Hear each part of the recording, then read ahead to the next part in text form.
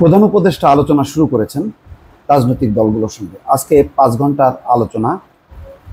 সেই আলোচনা ইতিমধ্যে শুরু হয়েছে, শেষও হবে। আমি মাঝামাঝি পর্যায়ে কথা বলছি। তো আজকের যে আলোচনা সেইটার একটা গুরুত্ব তেমন একটা না থাকলেও একটি তাৎপর্য আছে যে রাজনৈতিক দলগুলো সবার সঙ্গে একটু কথাবার্তা বলে প্রধান উপদেষ্টা এবং অন্য উপদেষ্টারা বুঝতে চাচ্ছেন যে আসলে রাজনৈতিক দল কি চায়। তো বোঝাপড়া যেটা সেটা মনে হচ্ছে বিএনপির সঙ্গে হয়ে গেছে যে তারা যৌক্তিক সময় দেবে বিএনপি, কিন্তু ইতিমধ্যে অন্য কিছু পরিস্থিতি রেইজ করেছে যেটা বিএনপির উপর চাপ তৈরি হয়েছে। যাক, সেই কথা আমি পরে বলি আপনাদেরকে। কিন্তু ইন্টারেস্টিং ব্যাপার হচ্ছে আজকে বেশ কিছু রাজনৈতিক দল দাওয়াত পেয়েছে, আবার অনেকগুলো রাজনৈতিক দল দাওয়াত পায়নি। 3টা থেকে যেই আলোচনা শুরু হয়েছে যমুনায়, সেখানে Khelafat Majlis, Bangladesh Khelafat Majlis, liberal Democratic party, জাতীয় পার্টি মানে এরশাদের যে জাতীয় পার্টি, তার যে জিএম কাদের যেটা নেতৃত্ব দিচ্ছেন এবং বিগত সংসদে বিরোধী দলীয় নেতা ছিলেন জিএম কাদেরের নেতৃত্বে, তারা জাতীয়তাবাদী সমমনা জোট, 12 দলীয় জোট, বাংলাদেশ জাসদ, শরীফ নুরুল আম্বিয়া এবং নাজমুল হক প্রধান, তারা ডাক পেয়েছে। ডাক পায়নি কারা? ডাক পায়নি আওয়ামী লীগ। আসলে আওয়ামী লীগকে কোথায় খুঁজবেন? খোঁজার কোনো স্কোপ নেই। আর বিদ্যমান বাস্তবতায় আওয়ামী লীগ আসার মতন মানসিকভাবেও প্রস্তুত না। আচ্ছা, এবং একটা ডাক না দেওয়ার কারণও আছে, একটা রাজনৈতিক কার্যকারণও আছে। হয়তো সেটি পরে কী হবে জানি না। 14 দলীয় জোট, অর্থাৎ আওয়ামী লীগের সাথে যেই 14 দলীয় জোট, তার মধ্যে আছে জাসদ, বাংলাদেশের সাম্যবাদী দল, বাংলাদেশের কমিউনিস্ট পার্টি সিপিবি দাওয়াত পায়নি। এটা একটা ইন্টারেস্টিং ব্যাপার যে শেখ হাসিনার শাসন বিরোধী এবং নির্দলীয় তত্ত্বাবধায়ক সরকারের অধীনে নির্বাচনের দাবিতে কিন্তু বাম গণতান্ত্রিক জোট আন্দোলন করেছে। তার মধ্যে সিপিবি আছে, বাসদ আছে। তারা কেন ডাক পেল না আমি পরিষ্কার না। গণতান্ত্রিক পার্টি, এটা ওই 14 দলীয় জোটের। বাংলাদেশ ন্যাশনাল আওয়ামী পার্টি, সম্ভবত এটি 14 দলীয় জোটের। বাংলাদেশের ওয়ার্কার্স পার্টি মেননের, তো রাশিদ খান মেননের তো কী অবস্থা এটা তো দেখছেনই, এখন রিমান্ডে আছে। জাকের পার্টি আলাদা, সিঙ্গেল, এটা 14 দলীয় জোটের না। তরিকত ফেডারেশন হচ্ছে ওই 14 দলীয় জোটের। বাংলাদেশ খেলাফত আন্দোলন, বাংলাদেশ ন্যাশনালিস্ট ফ্রন্ট, বিএনএফ, তারাও দাওয়াত পায়নি। জাকের পার্টিও দাওয়াত পায়নি। জাকের পার্টিও 14 দলীয় জোটে না থাকলেও 14 দলীয় জোট সমর্থক, এটা বলা যায়। বিগত সবগুলো নির্বাচনে তারা অংশ নিয়েছে।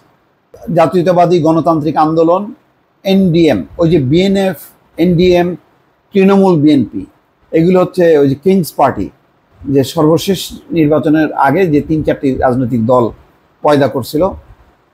হাবিবুল আওয়াল, তার প্রত্যক্ষ তত্ত্বাবধানে এবং পৃষ্ঠপোষকতায় ছিল শেখ হাসিনার দল, তারা।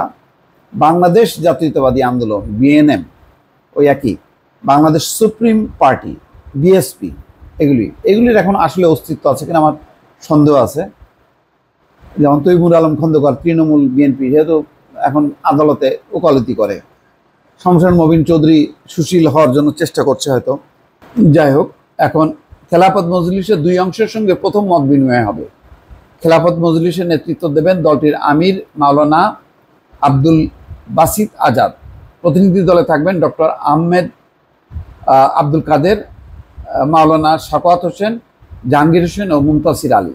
বাংলাদেশ খেলাফত মজলিসের নেতৃত্ব দেবেন মাওলানা ইউসুফ আশরাফ। প্রতিনিধি দলে থাকবেন মাওলানা মামুনুল হক, সেই ঐতিহাসিক মামুনুল হক, ও মাওলানা জালাল উদ্দিন। গণফোরামের নেতৃত্ব দেবেন ডক্টর কামাল হোসেন। তার প্রতিনিধি দলে থাকবেন মোস্তফা মহসিন মন্টু, সুব্রত চৌধুরী, SM আলতাফ হোসেন, মিজানুর রহমান, জগলুল হায়দার আফ্রিক, মহিবুদ্দিন আব্দুল কাদের ও মুশতাক আহমেদ। লিবারেল ডেমোক্রেটিক পার্টির নেতৃত্ব দেবেন কর্নেল অলি আহমেদ। তার প্রতিনিধি দলে আছেন ডক্টর রেদওয়ান আহমেদ, নিয়ামুল বশির, নুরুল আলম তালুকদার ও আরঙ্গজেব বেলাল। জাতীয় পার্টির নেতৃত্ব দেবেন জিএম কাদের। তার প্রতিনিধি দলে থাকবেন আনিসুল ইসলাম মাহমুদ, মুজিবুর রহমান চুন্নু, মাসরুর মাওলা ও সাইফুদ্দিন আহমেদ মিলন।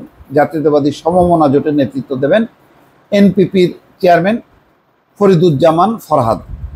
যাক, এইভাবে বোঝা যাচ্ছে। আর বাংলাদেশ জাসদের থাকবেন শরীফ নুরুল আম্বিয়া এবং থাকবেন নাজমুল হক প্রধান, মুশতাক হোসেন, আব্দুল কাদের হাওলাদার, কাজী সদরুল হক। প্রথম বিকাল 3টায় বাংলাদেশ খেলাফত মজলিস ও খেলাফত মুসলিম, বিকাল 4টায় এলডিপি, বিকাল 5টায় জাতীয়তাবাদী সমমনা জোট, সন্ধ্যা 6টায় মত বিনিময় বলবে বাংলাদেশ জাসদ ও 12 দলীয় জোট, সন্ধ্যা 7টায় মত বিনিময় করবেন গণফোরাম ও জাতীয় পার্টি। এর আগে মির্জা ফখরুল ইসলাম আলমগীরের নেতৃত্বে বিএনপি 2 দফা মত বিনিময় করেছে।